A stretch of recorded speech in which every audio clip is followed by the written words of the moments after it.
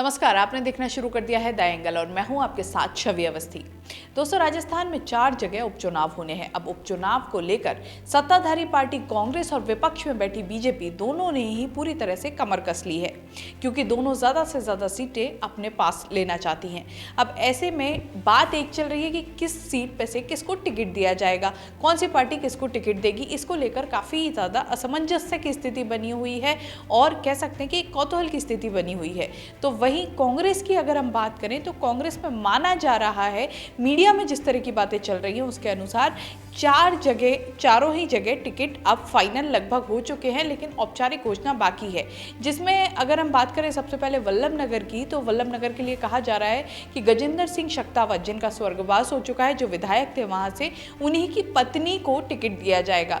हालांकि इसका काफी कहा जा रहा है कि वहां पर कुछ लोग विरोध भी कर रहे हैं, क्योंकि उनका कहना है कि एक ही परिवार को हमेशा टिकट दिया जा रहा है, जो कि सही नहीं है।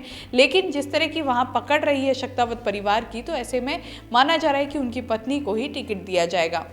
दूसरी सीट अगर हम बात करें सहाड़ा की, तो सहाड़ा में जो नाम निकल के सामने आ रहा है वो है सीपी जोशी के बेटे हिमांशु जोशी का। कहा जा रहा है कि हिमांशु जोशी को वहां से टिकट दिया जा सकता है और लगभग इसको फाइनल भी कर दिया गया है। लेकिन अभी तक इस तरह की किसी भी जो वरिष्ठ नेता हैं उनके द्वारा इस तरह की पुष्टि नहीं की गई है, लेकिन सियासी गलियारों में कुछ इस तरह की चर्चाएं हैं। वहीं हम बात करें राजसमंद की, तो राजसमंद को लेकर भी बात चल रही है कि राजसमंद से मुख्यमंत्री अशोक गहलोत के बेटे वैभव गहलोत चुनाव लड़ सकते हैं। इसको लेकर कई कयास भी लगाए जा रहे हैं, तर्क भी दिए जा रहे हैं। तर्क तो ये भी दिए जा रहे हैं कि 2 महीने में 4 बार अब तक राजसमंद जा चुके हैं वैभव गहलोत। वहीं अगर देखें जो कार्य किए गए हैं, जो सरकार की तरफ से कुछ प्रोजेक्ट पास किए गए हैं, उनमें भी जो संख्या है सबसे ज़्यादा राजसमंद की है। वहाँ पर सबसे ज़्यादा कार्यों को अनुमति मिली है। उसके अलावा चारों ही जगह की बात करें, चाहे वो सहाड़ा हो, वल्लभनगर हो या फिर राजसमंद हो, चारों ही जगह कुछ इस तरह की बातें चल रही है कि चारों जगह सरकार ने काफ़ी योजनाओं को हाल ही में पास किया है और हाल ही में जनता को सुपुर्द किया है। तो कह सकते हैं कि वहां से अनुमान लगाया जा रहा है कि वैभव गहलोत के 100 में से 90% आसार हैं कि वो वहां से चुनाव लड़ सकते हैं। लेकिन हालांकि इसकी भी अभी तक किसी तरह से कहीं किसी भी नेता ने कोई पुष्टि नहीं की है।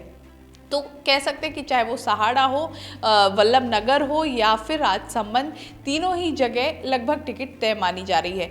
चौथी जगह है सुजानगढ़ जहां से मास्टर भंवरलाल मेघवाल विधायक थे, लेकिन उनका एक बीमारी की वजह से निधन हो गया। जिसके बाद कहा जा रहा था कि उनकी जो बेटी है, पहले कहा जाता था कि उनकी जो बेटी है वो वहाँ से उनकी एक कह सकते हैं प्रतिनिधि के तौर पर खड़ी हो सकती है। लेकिन जो उनकी बेटी थी बनारसी, उनका खुद भंवरलाल मेघवाल से पहले ही निधन हो गया, जिसकी वजह से वहां पर कोई ऐसा चेहरा बचा नहीं था। लेकिन अब कहा जा रहा है कि भंवरलाल मेघवाल के जो बेटे हैं उनको टिकट दिया जाएगा। तो एक कह सकते हैं कि सभी जगह से चारों ही जगह, ऑलमोस्ट चारों जगह परिवार वालों को ही आगे रखा जा रहा है। हालांकि राजसमंद में जिस तरह वैभव गहलोत को आगे किया गया है, वहीं जो सहाड़ा है वहां से सीपी जोशी के बेटे हिमांशु जोशी को आगे किया गया है। इसी का एक तर्क ये भी दिया जा रहा है कि इसी को देखते हुए बीजेपी ने भी जो राजसमंद है वहां से गजेंद्र सिंह शेखावत को प्रभारी बना के भेजा है। और गजेंद्र सिंह शेखावत और वैभव गहलोत पहले भी टकरा चुके हैं।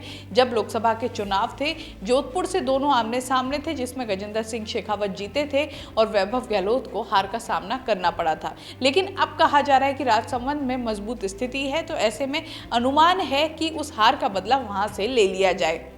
कह सकते हैं नामों के कयास चल रहे हैं, अभी तक कोई भी पुष्टि हुई नहीं है। जहां एक और कुछ लोगों का कहना है कि इनको टिकट मिल सकता है, वहीं दूसरे लोग कह रहे हैं कि अभी ऐसे आसार नहीं है।